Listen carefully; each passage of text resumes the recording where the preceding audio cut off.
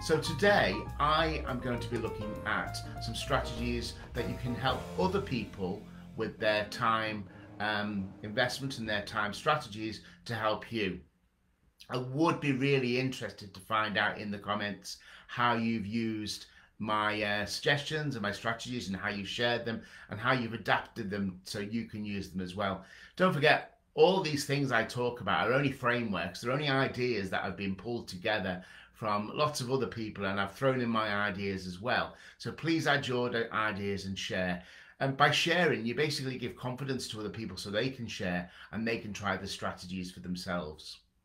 So on to today's session, we are going to look about, what am I talking about? We're going to look at strategies for delegation. And what does that mean? What does the word to delegate mean? What does that actually mean? How can we use the strategy, and how can we make sure that when people pass work to us, or we pass work to them, or we pass responsibility to them, we don't overwhelm them, or we don't overwhelm ourselves? Now, I'm going to talk a lot about monkeys today, hence my little friend. This is Eric. Eric, the time management monkey. Say hello. He doesn't do voices, but he can wave. So Eric, we're going to talk about Eric, and we're going to talk about managing monkeys. And this is based on some work done by an author and social scientist called William Ocken, O-N-C-K-E-M. And that work was done in sort of 1985, 87. It had, he produced a book, the book's out there, but it got a lot of press in the business press, the Harvard Business Press. And basically, we're going to use that framework today to help you. So here's a question for you. Maybe you want to pop this in the chat if you're watching now, or if you're watching on replay. I'm going to ask you the question: what tasks have you got on your to-do list now, or your task list, or whatever you use to record what you have to do? What have you got to what have you got on your task list that's either been given to you, delegated down to you, or maybe, from sideways or from up, wherever it's come from? What's on your list that perhaps, you've been given as a gift? I know certainly I've got a few on my list which I need to sort out next week, where people have asked me to do some things, and really, actually, it's not my role or responsibility, so I need to sort that out. But for me, what is delegation? Well, I looked on the Google, and the Google come up with the answer, and the definition is entrusting a task or an activity to another person, typically one less senior than oneself. So entrusting a task or activity to another person, typically one less senior than oneself. It's very posh, that, isn't it? But if you notice in the definition, it doesn't include the word responsibility and accountability. It doesn't say, I've got something to do and I'm going to wash my hands and give it to somebody else. And in fact, the whole story, the whole phrase, washing my hands, is a very interesting one. But we don't have time for that. We have to focus on what we're talking about today. I think that's one of my other strategies, is about focusing and not going off on a tangent. Anyway, back to monkeys, okay? Onken talks about upward and downward delegation.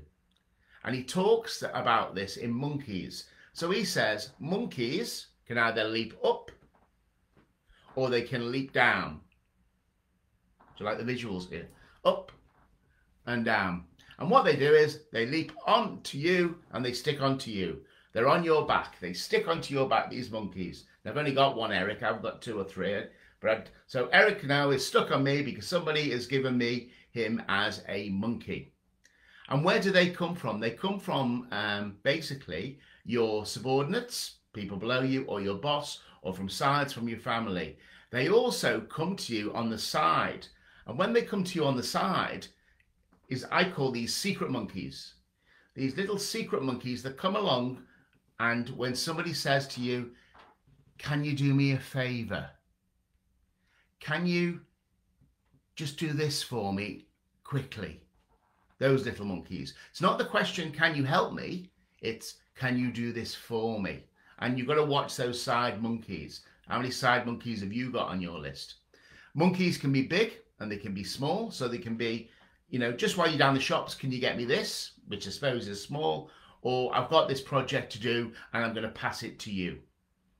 Another example, which people don't think about, is when you use money to pass on a monkey. So for example, you know, when you give someone some money to do something on your behalf or a service for you, that's basically passing on a monkey. And that's okay. That's how the world works. That's how we go, you know, we do things for each other. We cost out our services. We get paid for what we do.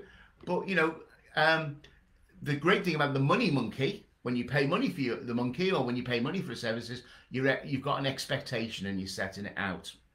So I've got an example about a monkey that I've passed to somebody, and it really was one of those, you know, just like life-changing things, and it's so simple. And you know, these things I talk about is about being simple. So basically, I wear a work shirt every day, maybe two sometimes. If I've got an event, I might change my shirt and whatever. And, you know, I've got loads of shirts. And I was spending Sunday afternoon ironing my shirts. Now, I must admit, it was enjoyable. I had a glass of wine and I was watching a film. But I thought 3 hours of shirt ironing is just there isn't enough energy and time to iron shirts that much. So what I said was, right, what do I want to do? Do I want to invest my time and my energy and my emotions into ironing, or could I use one of my energies? I mean, I always call money as an energy. It's just that's all money is, like time is, it's an energy.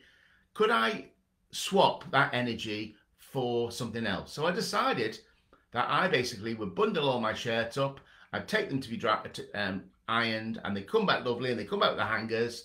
I always say no to the plastic, because the plastic you can't recycle, and they come back to me. And what I swap, therefore, is I swap 30 quid a month for 6-7 hours of my time, which I can spend with my families and my loved ones and relaxation. That's delegation.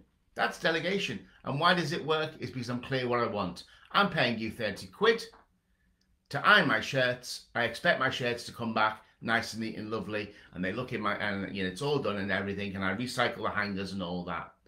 So here's some very quick pointers, the framework I'm going to use based on the research that I've done about monkeys. So I'm going to talk about 5 things, and if you follow them these in order, these are a good way to delegate either down or delegate up. And delegating down is and to the side, as Michael has actually put in the chat, interesting enough, is to the side. They're the best way to get people on board with you and to work with as a team. People are on the side, get them to help you do what you're trying to do. But here's my top 5, well documented elsewhere, but I just wanted to remind you. So the first one is be alert for those pesky monkeys. Be alert when they're coming your way. Be alert, you know, if they're coming from you from upward, from the people that you work with, they're coming downwards or they're coming sideways. And basically get yourself a monkey cloak.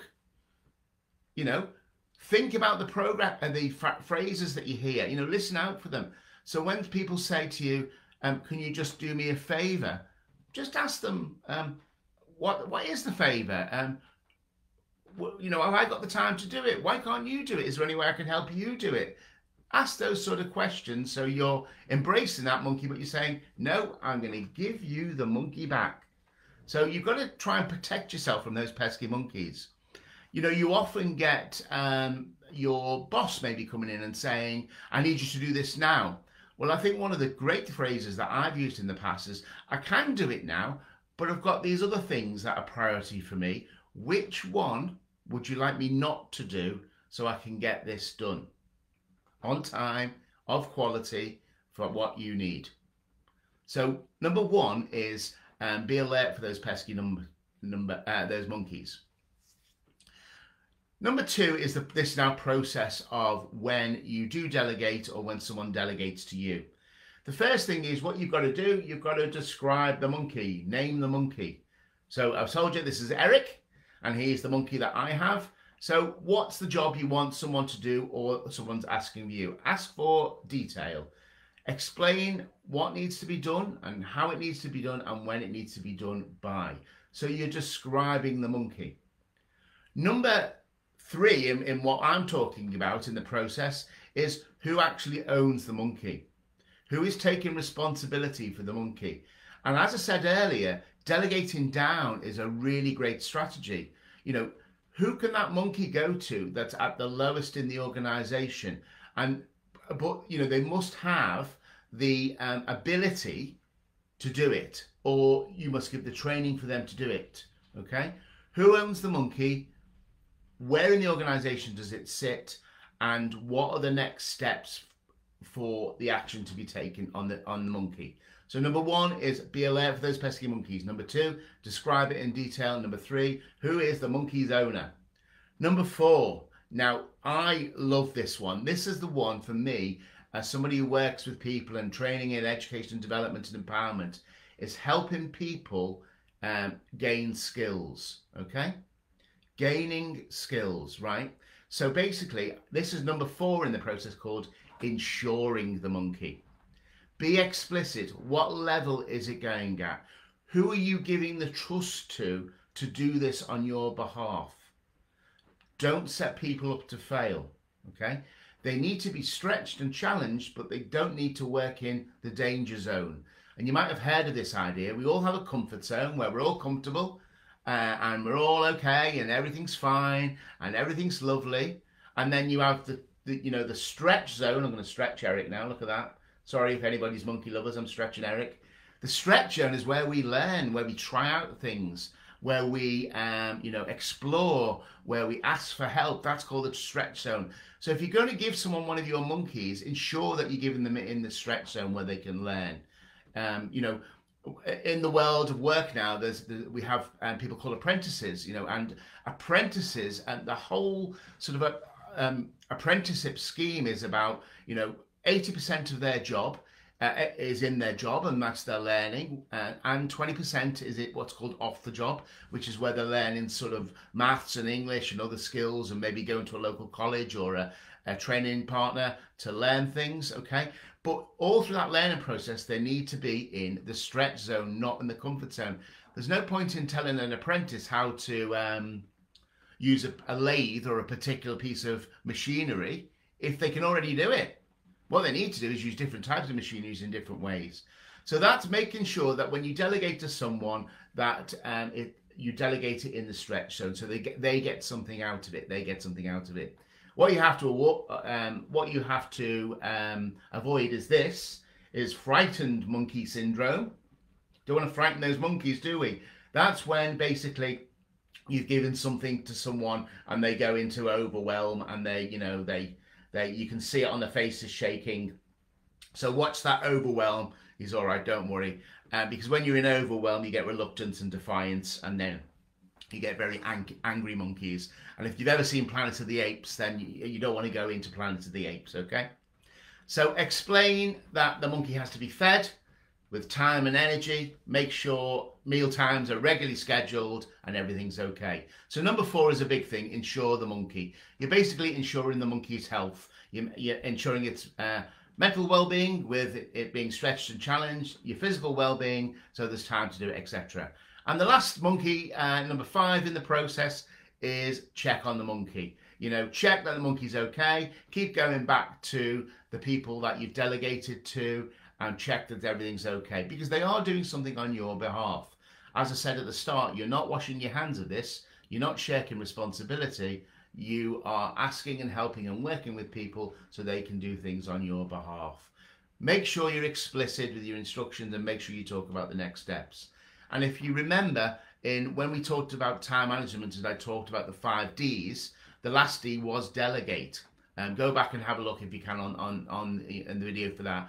And when you delegate, you also need to diary. That's one of the other Ds. Make sure you're checking up on what what you've asked other people to do.